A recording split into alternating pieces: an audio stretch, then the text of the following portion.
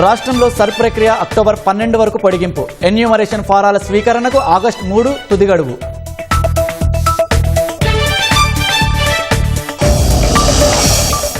మహబూబ్ నగర్లో అమరరాజా ఉత్పత్తి కేంద్రం ప్రారంభంపై సీఎం హర్షం.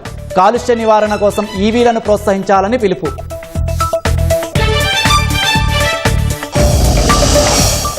భారత్లో మొబైల్ తయారీకి కేబినెట్ కీలక నిర్ణయం. 62,500 కోట్లతో పీఎల్ఐ పథకం 2.0కు కేంద్రం ఆమోదం.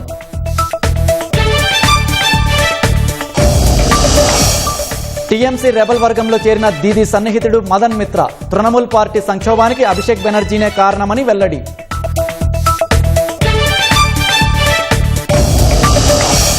టోక్యోలో ప్రజలను బెంబేలెత్తిస్తున్న ఎండలు. 30 డిగ్రీలకు పైగా ఉష్ణోగ్రత నమోదు. గుండె ముప్పు హెచ్చరికలు జారీ.